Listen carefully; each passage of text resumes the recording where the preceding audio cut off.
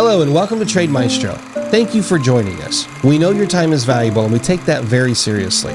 Our presentation will begin shortly. While we wait, please take a moment to fully prepare for the presentation. First, make sure your audio is working. You should be hearing sound now. Also, please remove all distractions. The information we will be sharing is very important and we want to make sure you get as much out of it as possible. And finally, be sure to have a notepad and pen so that you can easily take notes and write down references that may be discussed. Thanks again for trusting Trade Maestro with your trading education. We will begin shortly.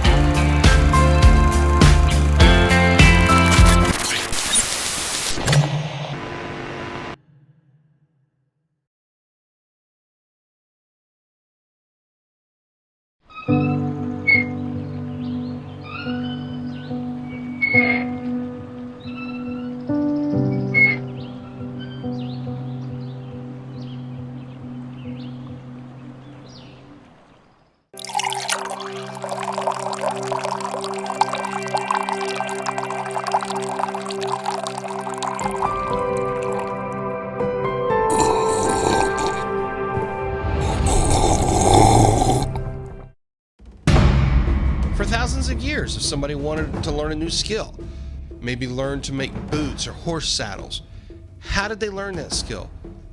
They studied with a master. Trade Maestro builds on this tradition, the relationship between the mentor and the apprentice, but we do it all online.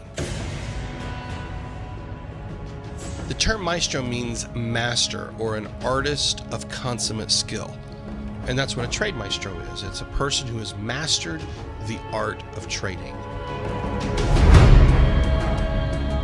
I didn't want to create just another stock market trading company that sells classes. I've done that, and I don't think that's in the best interest of my apprentice. I want to walk him through the process of becoming a great trader, and you don't get there with information overload. You get there by doing it, by getting your hands dirty, by putting into practice. That's the only way to build a new skill. I love how Jeremy teaches. I love the fact that he teaches things in such a real, practical way. And he made me realize that I can do this. I remember when I first started my trading journey, and let's just say I blew up at least 2 accounts.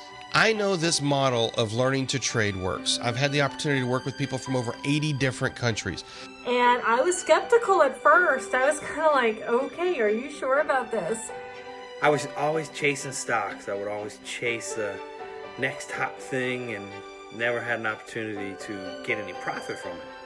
I've helped people with trading accounts that are just a few dollars, and I've helped people with trading accounts that are over $1 million.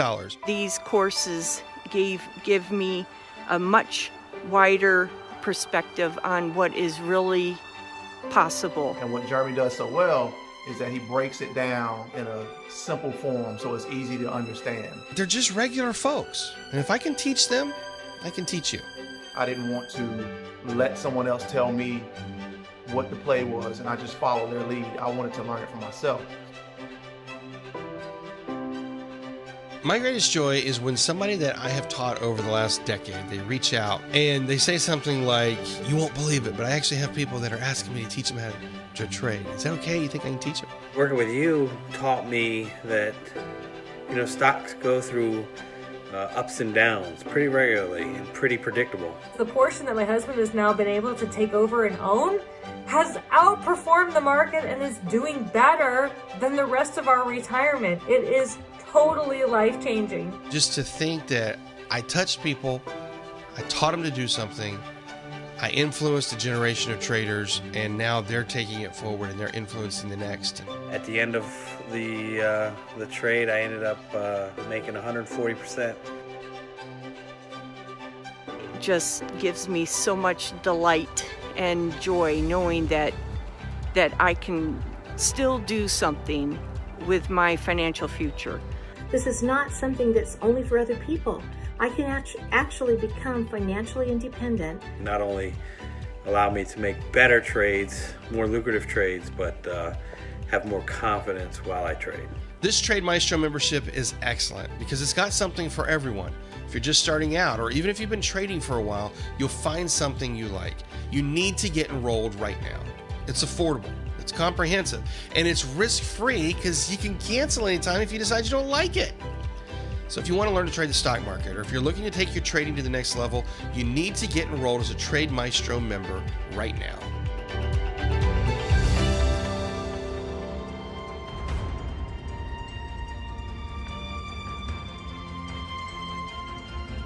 The following presentation is for educational purposes only. All examples and analysis are intended for these purposes and should not be considered as specific investment or trading advice. All examples are for the purposes of teaching and are not intended to suggest future results. The risk of loss in trading securities, options, futures, forex, and cryptocurrencies can be substantial. Individuals must consider all relevant risk factors, including their own personal financial situation, before trading. Options, futures, and forex are considered more sophisticated investment vehicles due to high leverage and are not suitable for all investors.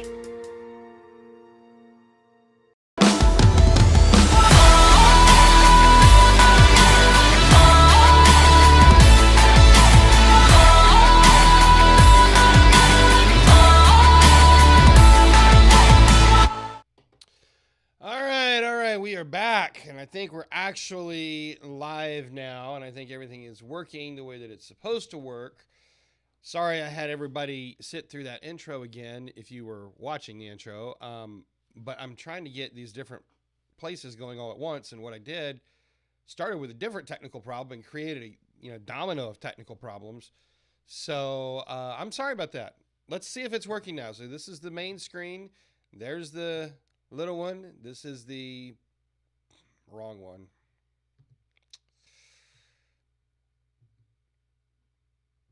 At least I kind of know what I did, I think. It worked just a second ago. This is crazy. But let's try this here. So that one there needs to change to, I think, this here. There we go. Now we got to lock that so it won't change again.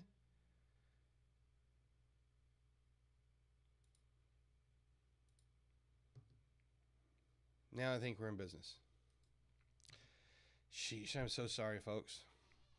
I made a bunch of changes over the weekend because I wanted to get a better stream quality and just create a better workflow. And I've had some glitches, and some of you have been following me for a while. You know about some of the technical things I've been having. So I made a couple of upgrades, and I thought I had everything working perfect. And I legit don't know what changed this morning. But anyway. All right, welcome back to Pick Winning Stocks, our live stream for today. This is day number 8 in the overall challenge. We'll do some market update too. And again, thanks for being here. If anybody's, I think I've lost everybody on Rumble. I think it restarted like 5 times over there. So if anybody's over on Rumble, hi. And to those of you on YouTube, I think I've lost more than half of the people that are going to be here. So anyway, welcome to everybody. And let's get the party started. So you should be seeing right now my screen for the charts, okay? And one of the things that you should be seeing differently today than what you were seeing last week is this is a higher resolution. It's one of the changes that I made over the weekend. So you should be able to read the numbers better if you're on a bigger screen. Now, if you're on a phone, it's not going to be that big of a difference for you. But if you were looking at this on a bigger screen, it should look substantially cleaner, and I'm curious if that is your situation. And if it's not, then we'll see if we can't keep working with it. Another thing that you will notice today, hopefully, is we got a new pen. Oops, that's the wrong one. I mean, I'm telling you, I could not fluster this one worse than I flustered it, right? So let's try it again. We have a new pen, which seems to be working much smoother than the old one, which some of you know I've been fighting for like a year and a half or 2 years. All right, with that said, you should be seeing the Dow Jones Industrial Average now, and this is where we are today. If you can see that candlestick right there, it is a very, what we call a long leg doji. That may be really hard to see. I'm kind of looking at it on a dark screen over here, and that may be really, really hard to see. Let's see if I can zoom in and if that is any better for you. If not, let me at least draw it for you so you will know what it is that we're looking at here. This candlestick, if you can't see it, looks like a small, basically the same open and same close, but it has literally drawn all of this trading range. So it's been a very volatile day. That is called a long leg doji. It's a super long leg doji. Long leg doji. Okay, that's a super, super long leg doji. I say it's super long leg because most of them don't end up being that big. But this one is. And all it's really showing us is there's absolute chaos in the market, absolute uncertainty in terms of price action, in terms of where everything's at. Well, apparently I can't do that one right either, so I'm sorry. This screen's just going to be off till I figure it out. But we at least see the screen this way. What it shows just massive, massive uncertainty. It shows at one point during the trading session today, the bulls were solidly in control and took us all the way. Well, at one point today, we looked something like this right here with a long leg doji. It looked, or long lower shadow. It looked like that right there. And then, of course, at one point today, we were the exact opposite, where we had opened here and we had traded very, very bearish. And now all that is fought back. So you have bullish pressure from below, you have bearish pressure from above, and all of it is coming together right here on this pivot area where it is kind of trying to make the decision. And that's what the point of a pivot is. That's exactly what a pivot point is. A pivot point is the turning point where a trade makes a decision. The people that are trading that stock make a decision in terms of which direction things are going. And that's what you're seeing here. It's a known pivot area. If you were in my profit picks last night, you know that 38,000 was one of the targets, but so was down here. So we're at a really, really important one, and we're moving between pivot areas. See, here is the 38,000 mark. That's exactly where we are stuck today. Exactly. We did trade to some of these lower pivot areas intraday today. Our next major target, if this doesn't hold, will be 35,000 and then 33,000. Do I think it's going to get that bad? I really don't think it's going to get that bad.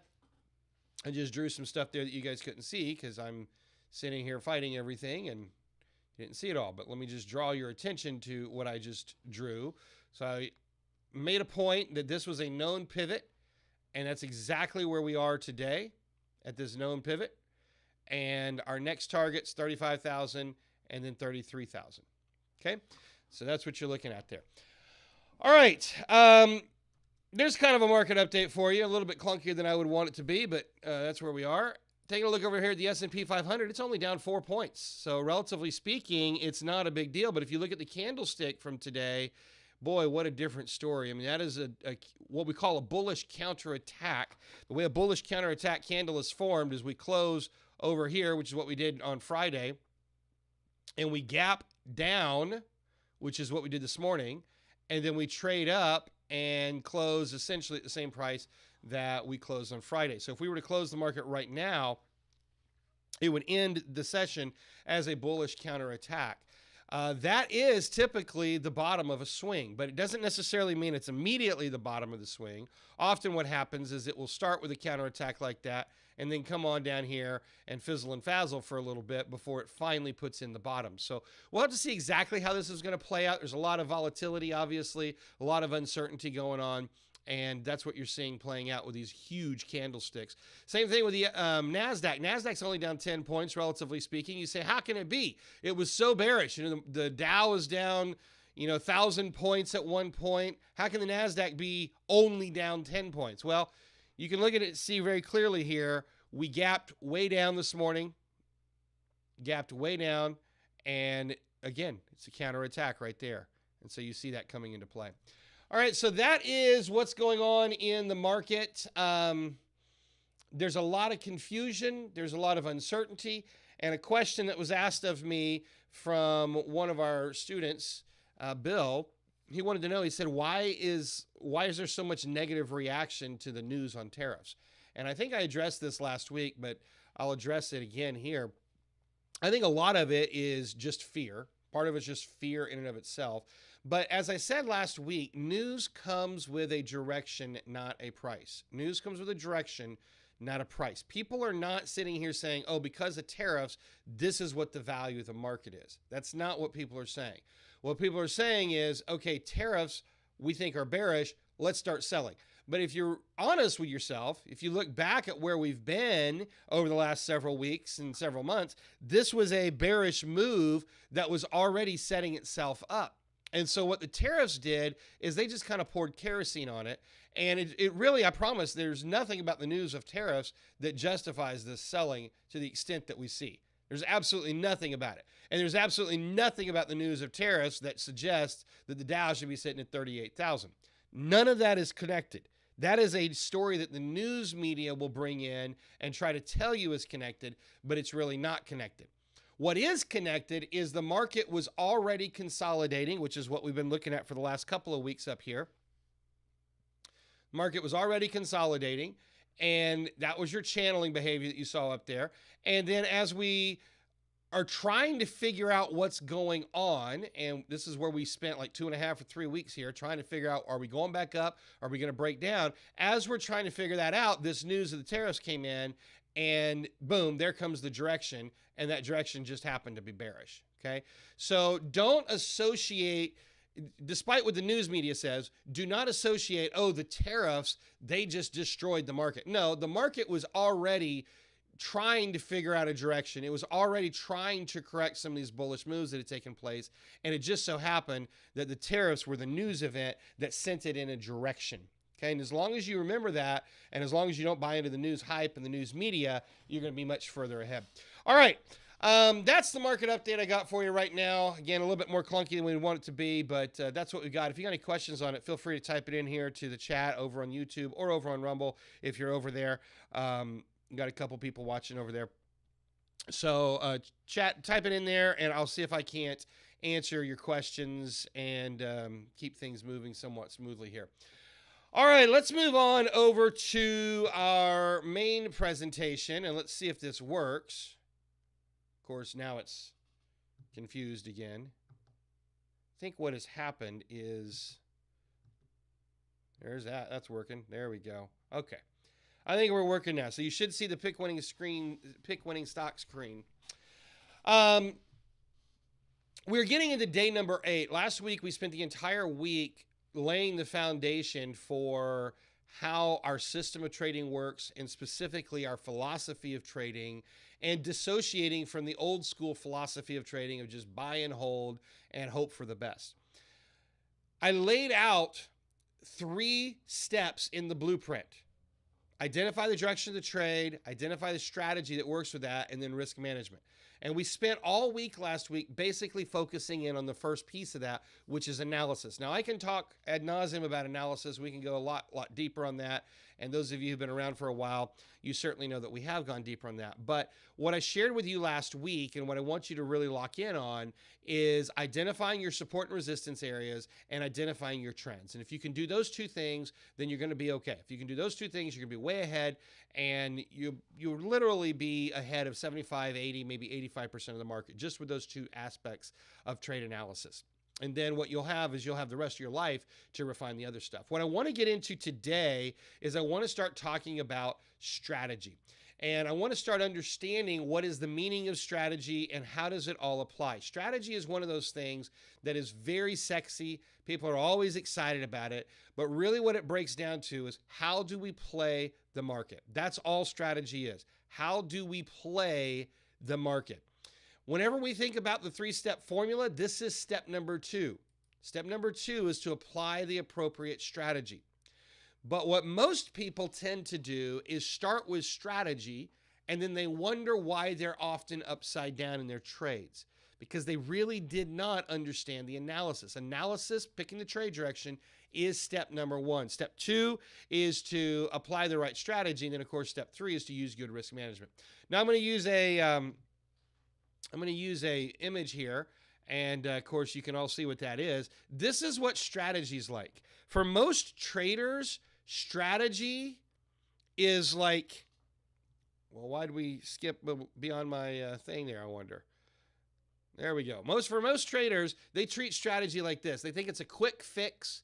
They think it's just going to, make them feel better in the moment. And whenever things don't go the way they want, they start looking for more strategies. This is the common behavior of traders. This is what most traders do.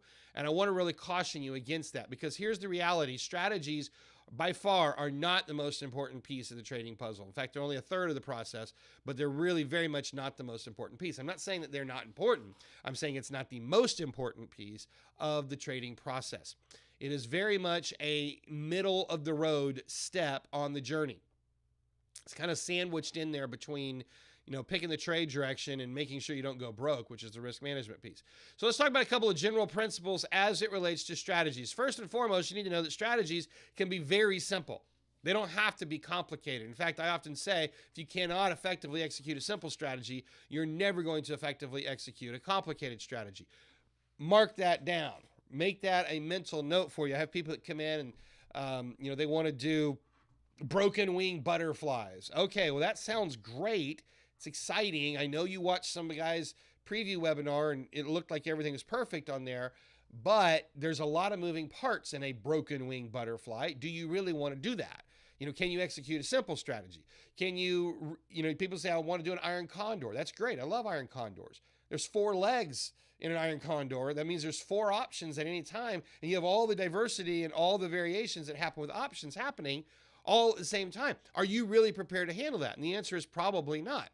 For most people, you need to start with a simple strategy and master that. And there's 2 basic trades that every trader needs to be comfortable with. The first one is a long trade, and the second is a short trade. A long trade owns something. When you buy a stock, you own it. When you buy a cryptocurrency, you own it. You are long in that position. You own that trade. And so we call it long. You can hold it for the long term. That's not what it means, but that's an easy way to remember it. You are long in that position. If you are short something, you do not own it, but rather you owe it. You owe it. You sell it first. You have to come back and buy it later.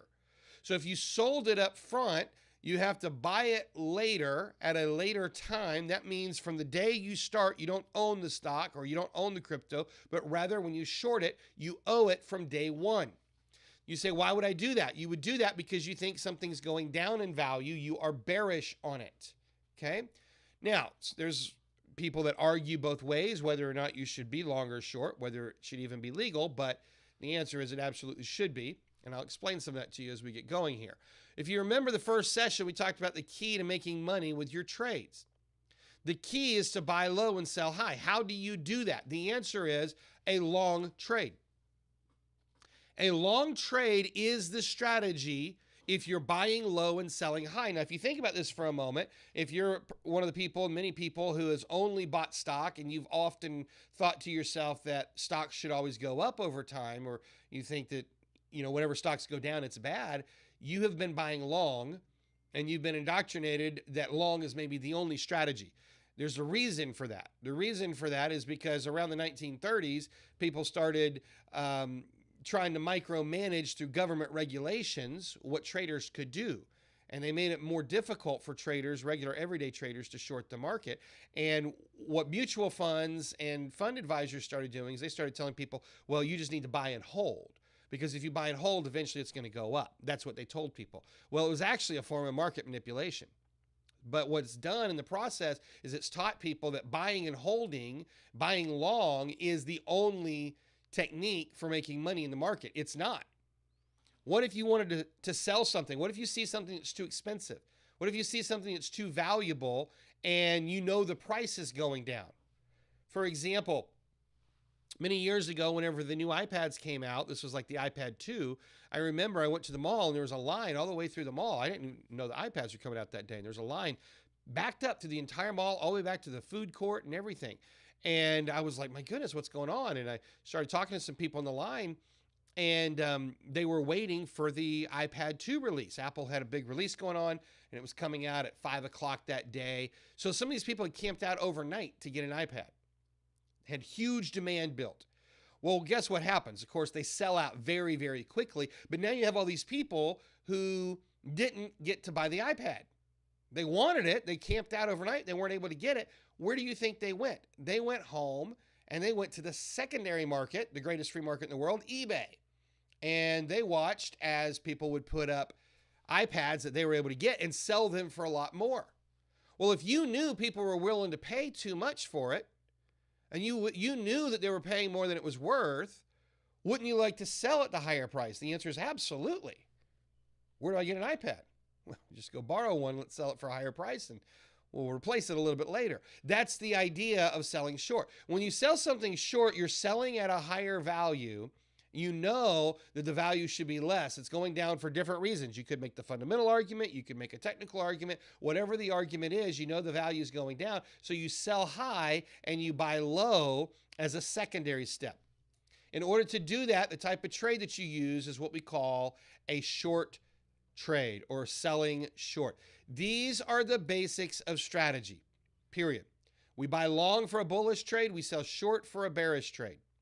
Buy long for a bullish trade, sell short for a bearish trade. And remember, if you can't execute a simple strategy, you'll never be able to do a complicated one. So if you can't execute these simple ones, everything else you do is going to simply confuse you. I'm not saying don't do it. I want everybody to do options. I love options. I'm just saying that start with the basics, okay? And you don't have to become a master short trader just to become a good trader, but you need to at least understand what it's doing so that functionally you can comprehend the way the other trades and the other strategies are working out, okay? So let's talk about a few facts related to strategy and to trading. The markets as a whole are biased bullish. You should know that. As a whole, the markets have a bullish bias. That's one of the reasons that people can say, hey, the market goes up over time. Well, that's because there's a bias in that direction. It doesn't mean it needs to. It's just that there's a bias that direction. And anytime there's a cultural bias, that bias is going to start to play out at some point eventually. And so what you tend to see is what we're watching right now. We tend to see in a bear market, people freak out and panic. And in a bull market, people assume that's the way it should be. It's actually not the way it should be. It's just the way that it tends to be because culture and media and everything else has created a strong bias in a bullish direction. What you will find with bear markets is bear markets very quickly correct the bullish overextended nature. So the word for that is overbought. But you know, if the market's been going up for a prolonged period of time, like it did last year, I mean, we were up 30% last year, more than 30%. That's a big move for 1 year. You can't expect to see that the next year. You know, you're not going to see in general, you're not going to see the market go up 30% this year and then 30% next year and 30% the following year. That's not reality. Okay, if you see that kind of a move, you get ready because you're going to have a big market crash because markets just don't go up that consistently, that percentage-wise over time. But what you're going to find is bear trends and bear markets tend to correct very quickly, so it feels more intense. Bearish trends on average, however, are only 3 months. See, that should be comforting for people today that are looking at the market and they're seeing this picture of everything collapsing and they're saying, oh my gosh, this is just so terrible. It's terrible. The Dow Jones down 20% and people are saying in 3 days. It's not true. It's not down 20% in 3 days. We are down, see if I can use the right keys. From this point where we actually peaked around 45,000, we're approaching 20%. But it didn't happen in 3 days. What happened is you had 3 days of panic selling at the end. But you can see in here that the trend already started. There's your first low. There's your first lower high. And then once we drop below that support level, the bottom falls out. That is normal market behavior. You shouldn't be surprised when normal markets behave the way normal markets behave. That is normal market behavior. Now, the good news is, on average, bearish trends tend to only take about 3 months to play out. Well, if you count this out, February, March, we're in April, so we're probably in the final days of this little bearish trend. A 20% correction after such a big bull run last year, that's not crazy. It's actually quite normal and relatively healthy. So the market has a bullish bias, which causes it to behave very irrationally. But bear markets are a very healthy part of the market. And on average, they only tend to take about 3 months. Now, most bearish opportunities are not actually bearish trends. You need to know that. This current market right now is if it is a bear trend, we're way early in it. Way early. The current market that we're in looks scary, but I can go back and show you ad nauseum. I can't give you a number, but I can show you lots and lots of examples where we've gone down 10, 15% in, a couple of weeks, and a month and a half later, we're right back. So most bearish opportunities are not actually bear trends. Rather, they are corrections for a larger trend at a larger scale degree. Okay? A few more facts to consider. These facts about bull markets and bear markets, they are the reason that people think buy and hold is a great strategy. They get rewarded for being relatively bad traders. It doesn't make them good traders to buy and hold. It's just that what they've figured out is over time, markets do tend to go up. And over time, if you can weather the bearish, short-term volatility, it's only going to last a few months. I'll just suffer through. And eventually it will come back. That's what most people think. And then what happens is a year like 2022, and you suffer for an entire 12 months. Or a year like 2008 and 2009, you suffer for 18 months, and you're really missing the greater opportunities. So I'm not a fan of buy and hold, because buy and hold basically is signing up to endure the suffering. And there's no reason to do that. You can time it. You can get in relatively close to the bottom, you can get out relatively close to the top, and you can time it. And that's what you should do. Because if you buy it in at the bottom, and let's say you take a 20% profit, and then you wait and you get back in at the next bottom, and let's say you invested 100%. Let's say you had $100,000, you took it up 20% profit, you had $120,000. When it comes back down to the bottom, if you put $120,000 in and you write it up for another 15 or 20%, well, now you're double dipping. That's actually a much better way to trade. That is the way to trade. That's the way you really grow your account, not just buying and holding, hoping for the best. Shorting, the short strategy, is an essential function of the market. It provides counterparty liquidity. This is so important. Now, if I'm using language that you don't understand, then I'm sorry, but I'm going to try to explain it here.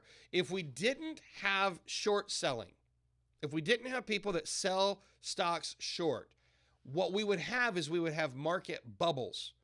And market bubbles are always extremely volatile. And I'm going to give you an example right now of what we would have if we don't have a lot of short selling. You ready?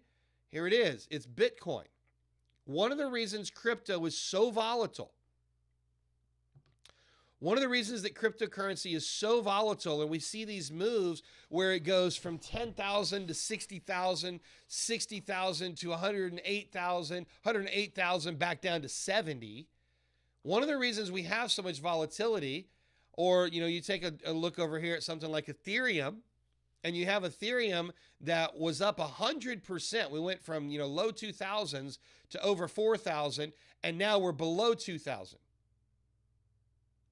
This is extreme volatility.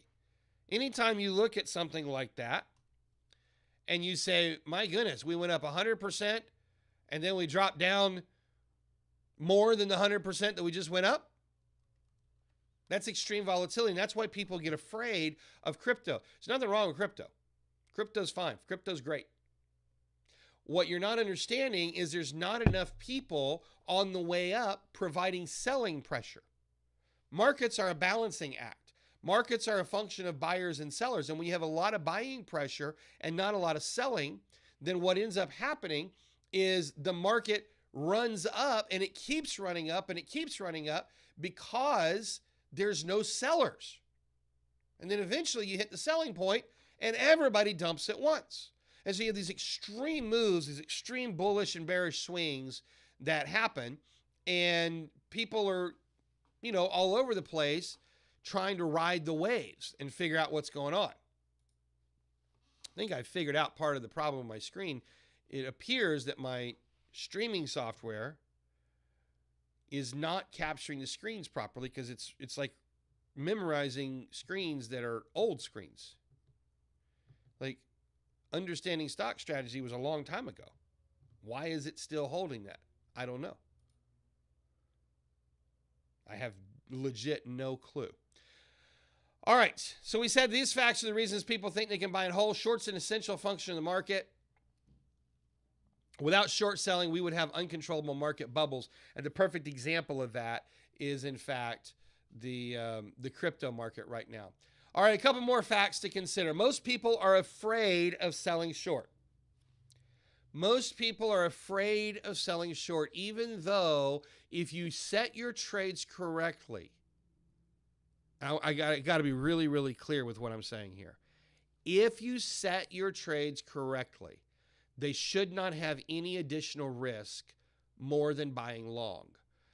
Again, I have to be very, very cautious with what I say here because short selling has completely different risk than buying long, but not if you do it correctly.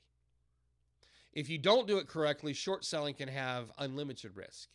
If you do it correctly, and we'll teach you that later, if you do your short trades correctly, then it should not have any additional risk beyond what you do with your long trades. It's all about trade management. But that is a function of management. That's not a function of the strategy itself, okay? Before 1932, I was kind of starting to say this earlier, before 1932, traders understood this. They understood the short side of the market. But what happened after the market crash, the Great Depression market crash, they tried to regulate it out. They even tried to limit short selling and saying you couldn't do it at all, okay? So, in the 1930s, people understood markets went up. You buy low, you sell high, and then markets go down, you sell high, and you buy low. They understood that.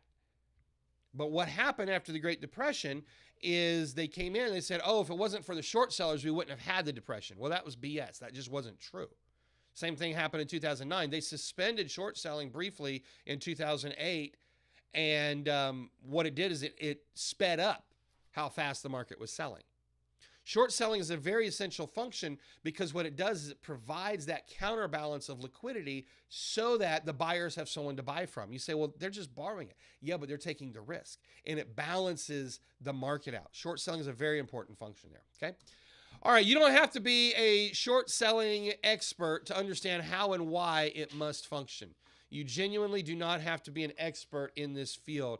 I just want you to understand the functionality of it. So let's go apply it. Last week, we talked a little bit about these trends. We talked about the primary, the intermediate, and the minor level trends as they shape up in the market. And we talked about how these trends are constantly working with and against the trend of a higher scale degree. Okay, so the intermediate trend is working with the primary trend. Sometimes it's going in the same direction. Sometimes it's going against it. Minor level trend is working with the intermediate trend, sometimes going with it, sometimes going against it. Our idea of making money is very simple. When the trend levels align, we want to buy the stock in that direction. If it's bullish, we're going to buy bullish. If the trend levels align in a bearish direction, we're going to short the stock or take some sort of a bearish trade. It is that simple.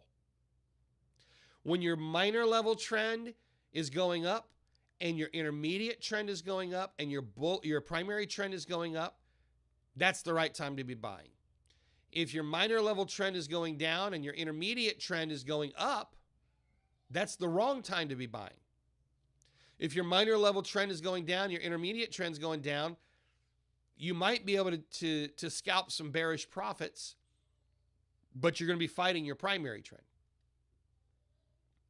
But if that primary trend reverses and that primary trend is moving bearish, and the intermediate and the minor level trends are moving bearish, that's the time to sell it. It's the time to sell short because there's absolutely no reason when all trend levels are moving in the opposite direction, there's no reason to be buying a stock or crypto or anything else.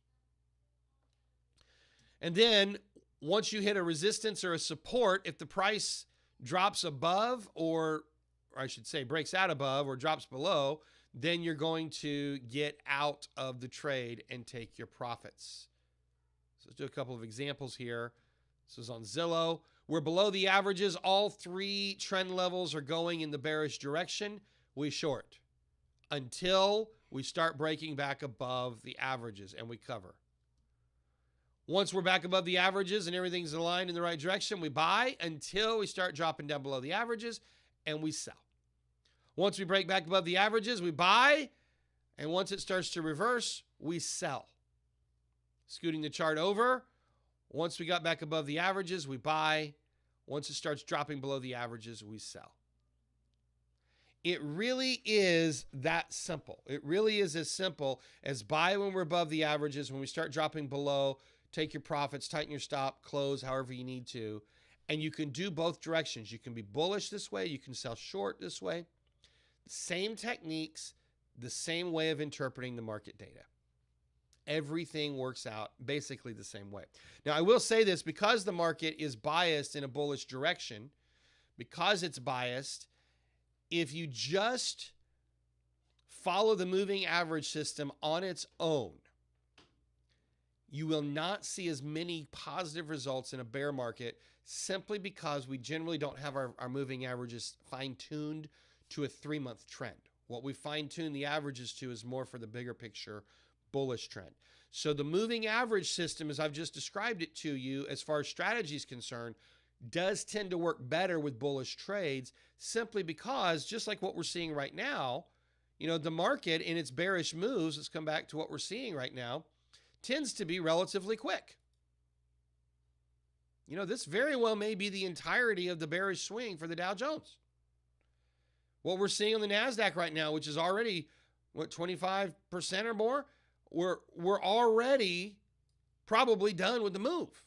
People are just now realizing that we reversed. And now we're coming probably pretty close to the end of the swing, most likely. Now, we'll see. We're starting to get a little bit more oversold. We haven't quite got there yet, believe it or not. It moves so quickly. But we're getting there. So what you're going to see is the NASDAQ start to stabilize. You'll see all of the indices start to stabilize. And if we then get a new bearish continuation pattern, then we will jump in and we'll go that way. I realized I wasn't sharing my screen for that. I thought I was. I'm really off today, aren't I? Sorry about that. So here it is. This is the picture I was looking at, just showing you the trend that has already moved there for the NASDAQ. Okay.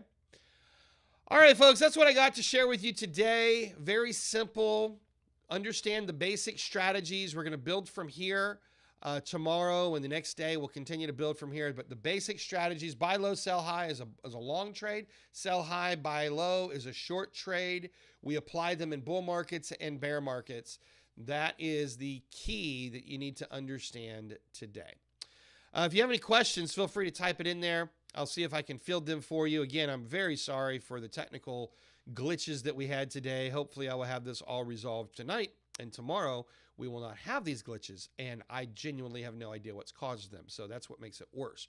But we survived. I think we got through most of it, and this might even be a video worth going back and watching, or maybe it's not. Maybe I'll have to redo it. But anyway, thank you for being here today. I do plan to be here tomorrow. Let me check over on my Rumble folks. Oh, we did end up with quite a few people over on Rumble. Good to see you guys. If you want to chat, let me know where you're coming in from.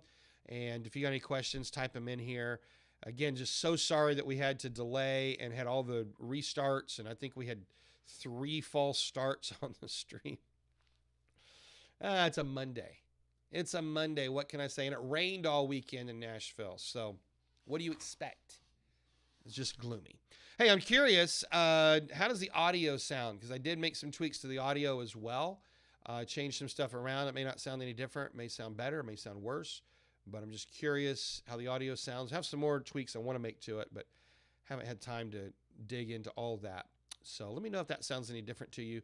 And also if the video looks any better. I know it should be looking better. It should be, like I said, broadcasting in 1080, which should really make these charts look a lot more crisp than what I was doing last week. So let me know about that. All right, folks, thank you for being here. I wish you all the best. I hope you have a wonderful week. Hope you have a wonderful Monday afternoon. I plan to see you tomorrow. That is the plan. We'll be in the same time, same place. And until then, I wish all of you the best. Hope you have a great afternoon. We'll talk to you soon.